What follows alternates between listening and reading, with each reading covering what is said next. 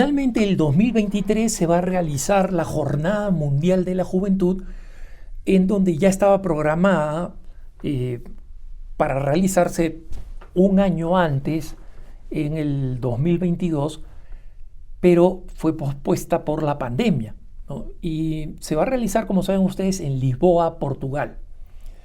Y como siempre, esta Jornada Mundial de la Juventud tiene una temática y tiene un lema, un logotipo. Y todos estos componentes ya están listos, nosotros los hemos ido anunciando, la agencia ASI Prensa las ha ido anunciando.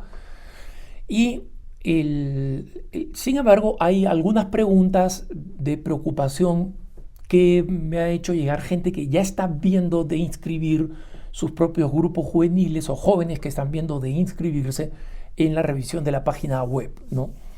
Y una de estas preguntas es que si es que es problemático el hecho de que muchos de los aspectos de la JMJ relacionados con la defensa del medio ambiente, que está ocupando, digamos, un lugar muy importante, porque han querido darle un peso grande, digamos, al,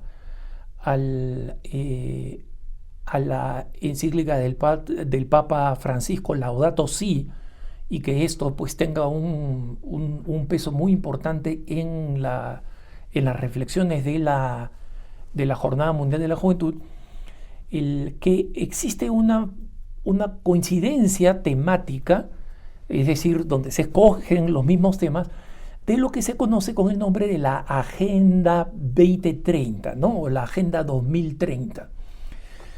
Yo sé que muchos de ustedes están familiarizados con la Agenda 2030, pero los que no están familiarizados, básicamente la Agenda 2030 es un supuesto consenso, ¿no? Consenso entre comillas, pero al que, digamos, la burocracia de la Organización de Naciones Unidas, con la aprobación de la gran mayoría de los países, buscan que el 2030 se llegue a un determinado número de metas, ¿no?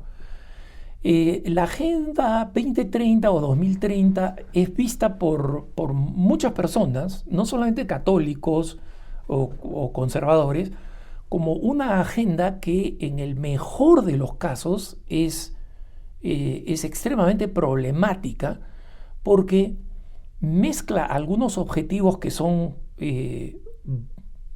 loables, al menos como se enuncian, ¿no? Como se dice, la reducción de la pobreza, el incremento del acceso a mejores condiciones de vida, como la electrificación, el agua potable, entre las poblaciones más vulnerables, la protección de la infancia, pero que al mismo tiempo tiene un giro tremendamente perverso en ámbitos como, por ejemplo, la difusión y la promoción del aborto, de la ideología de género, la aceptación de que no existe hombre y mujer, sino existe pues esta banda ancha donde cada uno escoge lo que es, y que quiere ser, digamos, inculcada en todos los países, especialmente aquellos que todavía tienen valores tradicionales, como los países del tercer mundo, ¿no? Entonces, básicamente combatir la pobreza se convierte en muchos casos en combatir a los pobres, ¿no? Esa es la manera de combatir la pobreza, ¿no? Es un poco, y esto sonará como exagerado, pero hermano, no olvidemos que 3 años atrás Islandia, no Irlanda, Islandia, la que tiene capital Reykjavik, ¿no?, se ufanó públicamente de haber prácticamente terminado con el síndrome de Down, ¿no? De haber prácticamente terminado con el síndrome de Down, como si el síndrome de Down fuera una epidemia. El síndrome de Down es lo que es una trisomía genética, es decir, que un gen que debería estar duplicado está triplicado, y que produce todas esas diferencias en los hijos, en que nacen bebés con este síndrome, ¿no? Y que son neurodiferentes, que son también físicamente diferentes, etc. Pero que son seres humanos, son niños maravillosos, lo dicen los padres de niños con síndrome de Down, admiten que algunas de las limitaciones físicas o de los problemas crónicos que vienen con el síndrome de Down hacen la crianza más difícil, pero la gran mayoría de padres están organizados, se ayudan entre ellos y describen a sus hijos con síndrome de Down como una verdadera bendición, ¿no? Entonces, Islandia básicamente terminó con el síndrome de Down porque terminó matando a los niños en el vientre materno. Eso es lo que ha pasado. Entonces, cuando decimos que la Agenda 2030 es una agenda que está encaminada a acabar con la pobreza mediante el acabar con los pobres, esto no es una hipérbole, es verdaderamente lo que sucede, ¿no? Ahora, la Agenda 2030 tiene también un componente de impacto en el medio ambiente muy importante, ¿no? Y los movimientos ecologistas, incluyendo los católicos que tienen este acento particular de querer, digamos, tener un impacto desde la doctrina social de la Iglesia en el tema ecológico, tienen importantes acuerdos o importantes coincidencias con el movimiento, digamos, ecológico mundial, ¿no? Que en general no es muy amigable a la población humana, ¿no? Ven en general hay una cierta coincidencia en ver en la población humana como sospechosa en el mejor de los casos, es decir, que los seres humanos son la parte principal del problema del calentamiento global por la producción industrial del CO2, y en el peor de los casos se los ve como unas alimañas, como unos bichos, como un virus que tiene que ser eliminado, ¿no?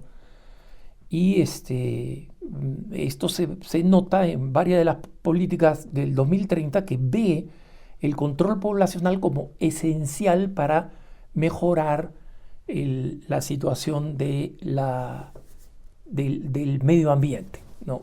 Y hay una serie de políticas que son políticas razonables, como es reducir el consumismo, ¿no? No el consumo necesariamente, porque para salir de la pobreza hay que incrementar el consumo de los que actualmente no pueden consumir, no porque han decidido no consumir, sino porque no pueden consumir, ¿no? O sea, no hay forma de salir de la pobreza si la gente no accede a productos y bienes a los que no tienen acceso ahora. Entonces, muchas cosas tienen lógica, ¿no? Pues acabar con la cultura del consumismo, que genera exceso, genera dispendio, genera basura, genera desperdicios, y todo esto tiene un impacto ecológico, ¿no? La cuestión es que el católico tiene que tener una postura crítica frente a la agenda del 2030, porque es una agenda que está inspirada en varios dogmas seculares, es decir, en varias convicciones que no tienen soporte científico, pero que según el movimiento secularista, o sea, el movimiento antirreligioso, que ve a la religión, especialmente a la religión cristiana, como enemiga del desarrollo, ¿no? Es que este movimiento secularista levanta como dogma, como decía, algunas cosas que presenta como científicas cuando en realidad no lo son, ¿no? Hay muchos aspectos que tienen que ver con la responsabilidad, la supuesta responsabilidad del hombre en el cambio climático, que no están confirmadas que sean consecuencias del hombre. O hay soluciones que se proponen, como por ejemplo algunas formas de energía renovable, que no son viables todavía para reemplazar el tipo de combustibles de origen fósil, ¿no? Se supone que es, o que está demostrado que es el que contamina, ¿no? Entonces, sobre esto existen muchas formas de pensar, y la preocupación general sobre el medio ambiente es una preocupación legítima, porque es una de las responsabilidades que recibió el ser humano cuando Dios le entregó las llaves de la creación, ¿no? Y ahora debe actuar como co-creador y no como destructor. Entonces, este llamado a que los jóvenes reflexionen en la necesidad de su coherencia como católicos, en cuidar también de la creación, y esta es la insistencia del Papa Francisco en el tema de la creación. Recordemos que la creación la llamamos creación, no le llamamos solamente medio ambiente, porque no es una cuestión ajena al hombre, es una cuestión, es producto de la imaginación, de la inteligencia y del amor de Dios, que ha sido sometido o puesto bajo la responsabilidad del ser humano. Entonces el ser humano, nosotros, el cristiano especialmente, tiene la responsabilidad de asegurarse que también la creación cumple con el plan de Dios revelado por Jesucristo. Y la creación se encamina hacia la recepción de la segunda llegada de Jesucristo. Y en consecuencia que sea un lugar digno donde la belleza de la creación resplandezca para gloria de Dios y para gloria del hombre también, ¿no? Porque el hombre no es un parásito de la creación, es su protector. Y hay una relación simbiótica, es decir, de dependencia, no solamente biológica, sino estética, una dependencia total del medio ambiente. Pero creer que el medio ambiente es en sí mismo un estándar así propio de conversión, es decir, que podemos hablar de conversión ecológica, un tema que se utiliza mucho, como algo más que simplemente una metáfora, porque es una buena metáfora, ¿no? Todo cambio puede llamarse conversión en cierto sentido, pero no en el sentido estricto de la palabra. La conversión es una conversión a Dios, no es una conversión a la creación o al medio ambiente. Y esa conversión a Dios tiene un impacto claro en las personas. Cambiamos nosotros, nos amamos más entre los seres humanos, nos amamos nosotros mismos y amamos y protegemos la creación como consecuencia de esa conversión. Entonces, sí, cuando algún hermano en las redes sociales pregunta sobre esta conexión con algunos aspectos de la Agenda 2030, algunas de esas coincidencias, digamos así, de la JMJ que se viene en Lisboa, en Portugal, es simplemente una coincidencia temática, es decir, no es que exista la misma ideología detrás de la manera de abordarla, ¿no? Pero creo que en el intento de hacer esta convocatoria, una convocatoria más abierta, digamos, a que sea una jornada mundial de la juventud, no necesariamente católica, donde los católicos sean como, digamos, la levadura en la masa, pero que se llegue a atraer más jóvenes preocupados por el medio ambiente. Entonces, se ha utilizado un lenguaje que quiere ser más amplio, y lamentablemente cuando hacemos un lenguaje más amplio, necesariamente lo hacemos ambiguo, ¿no?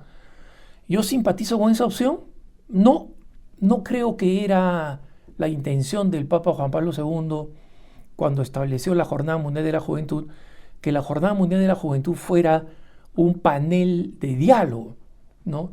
Por supuesto que hay diálogo en la Jornada Mundial de la Juventud, pero lo principal era que fuera un momento de testimonio. Y yo creo que lo va a seguir siendo, porque sigue atrayendo a la mayoría de jóvenes católicos.